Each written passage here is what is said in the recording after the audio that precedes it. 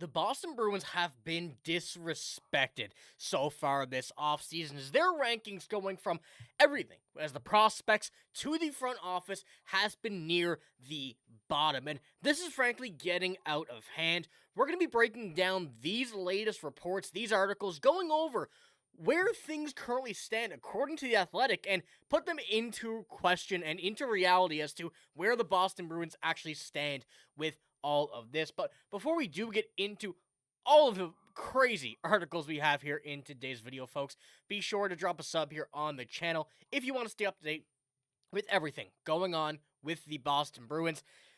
The offseason is slowly coming to an end, and more news is starting to pick up every single day, and we're now at the point where we can say it is almost hockey season. So if you want to stay up to date with all of your Boston Bruins news, be sure to drop a sub here on the channel. We have a lot coming. You will not want to miss it. But I want to get straight into this, and when we go ahead and look at this article, and I have a couple different ones here, but it all really says the same thing about what the people at The Athletic, the public, think about the Boston Bruins. And this part, I'm going to start off with projecting the 2031 NHL standings, which teams will be competing for a Stanley Cup. And I want to start this one out because, obviously, this is years away. This is something that can easily change with one trade.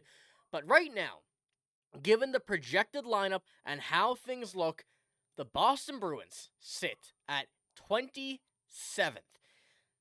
Now, this makes no sense to me, and I will tell you why in just a moment. Before we do, though, folks, we do have a word from the sponsor of this video and some belt and buckle. Do you know what ruins a great outfit really fast? An old beat-up belt that doesn't fit right. Most guys are still wearing the belts with stretched-out holes that either pinch your waist or snag and just throw off your whole look. That's why I'm excited to have Anson Belt and Buckle as the sponsor of today's video. Instead of holes, Anson uses the micro-adjustable track system with quarter-inch increments so your belt fits perfectly every single time.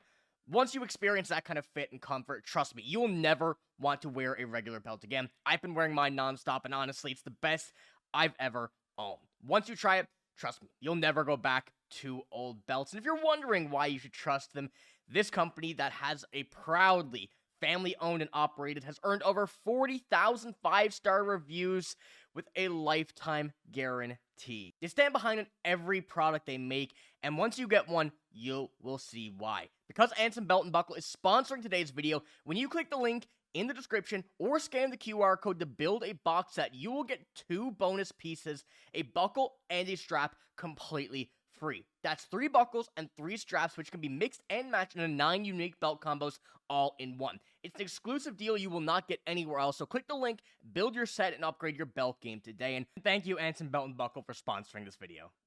Now, this Bruins team has been in a retool for the past 2 seasons, and I'm still counting them as they're in that.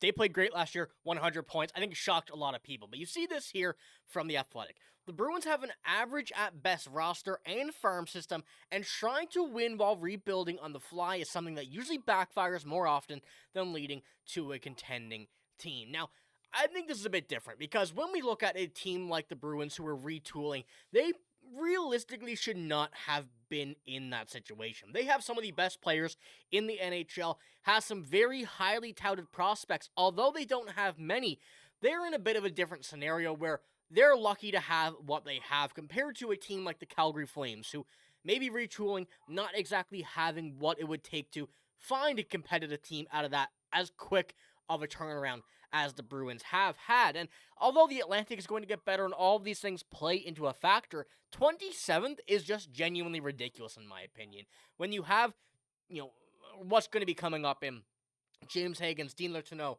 Will Sellers, so many more younger names, but currently on the Bruins team, JJ Peterka, Charlie McAvoy will still be here, although older. Same goes for David Pastrnak.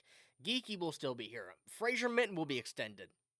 A lot of your best players last year will still be on this team in 2030, 2031. It's only 4 seasons away. It's not like it's, 10 years away.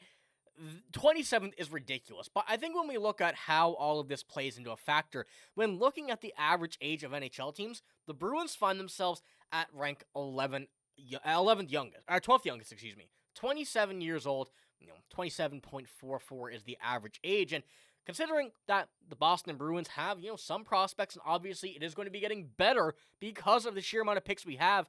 The Bruins are ranked 20th in NHL pipeline, and I gotta say, I'm not mad with this because it's true. They don't have the deepest prospect pool right now. They did a couple years ago, but it was completely fumbled. I think every Bruins fan knows that for sure. But when looking at the list of prospects here, James Higgins, Fraser Mitten, Dan Sockmellis, Dean Lurchino, I'm going to skip over Matt Plotcher for now, but Will Zellers, William Moore, Cooper Simpson even, going down through this list, they have some very solid prospects that are only going to be getting better as the years go by. None of these guys right away will make an immediate impact in the NHL. I think even James Higgins, when we look at him, will still be, not slow to start the season, but will be getting into a rhythm. And all of that within the next 4 years will happen, folks. I think the Bruins realize now, and I think, but I hope the Bruins realize now, Cam Neely, Don Sweeney, that they at least need to get something right when it comes to a prospect's transition to professional hockey. Whether it's the AHL or whether it is the NHL, we cannot have another, it hurts to say this, another Fabian Lysell, another Georgi Merkulov. The fact that it's more than one player, and then you saw the other day as well, some just left as they were not signed, it's absurd how often has happened for the Bruins over recent years. And, given this list, although it's 20th right now, I do think over the next couple of seasons, maybe, let's just call it 2030, 2031 season, you're going to see a lot of these names actually make a big impact. But on top of that, the prospect pool is only going to be getting better. You have 4 first-round picks over the next 3 years. And whether or not the player is drafted and will make the team, whether the pick is traded, whether the pick is made and then that player is traded for, another big name, those are all options that will help this team get better by 2030 and 2031. And I know that's, just 1 year that we're talking about here, but next year, the year after, you want to see this team get continually better. And right now, I don't think they're as bad as people say, but the front office has made a lot of people, kind of worry about what the future holds. And with that being said as well, the Bruins ranked 23rd in confidence in the front office. And when we look at the public to fan base voting, I think it's fair. Obviously, I think a lot of people are hard on Don Sweeney, certainly right on the occasion. But overall, it seems like the public trust more in the cap management, in the trading, in the free agency, more than Bruins fans themselves do. And I think trading is by far the best trait for the Bruins, for Don Sweeney. He's done a very good job at it, and the team has done a good job at it over the past couple of seasons, most notably getting rid of Brandon Carlo for Fraser Mitten. Just a phenomenal deal there, as well as a bunch of other ones. But this goes to show where the voting is and how people think that this team, although in a very good spot, may be in a little interesting spot when it comes to 2030, 2031, and 4 years down the line. Now, this Athletic article had fans comment on the teams, and here are 2 that I want to pull up because it really shows the contrast between Bruins fans' thoughts. This is one of them. The Bruins won't become a true Stanley Cup contender until they can start drafting and developing forwards. And I want to point this out before we do continue on with that. They have quite a few forwards in the prospect list right now. And of course, the big thing is, we'll see how they develop. But the top, 6 of them are all forwards, and that's a good thing to show here. But right now, once again, the free agency and trade acquisitions have been enough to keep them competitive, but it's not enough to push them into the next tier of teams. So, I completely agree with that. And obviously, development, I want to be proven wrong, but it has not been good. So hopefully that's going to happen with this next group of players that are making their way in. But it also goes with this. A lot of people do think, pretty tough of Don Sweeney. He's not really on the, the favorite side of a lot of people. And you see this, another one here. A lot of Bruins fans seem to blindly trash Don Sweeney, but the fact that this team has been a contender for a big chunk of his tenure, and as soon as they weren't, he pulled off what looked like a successful retool, at least thus far.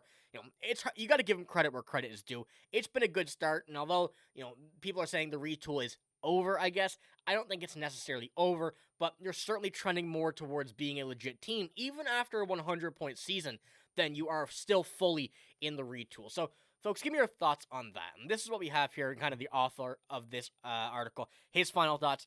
Sweeney and the Bruins organization at large feel a bit underrated for their ability to stay competitive for so long across the eras.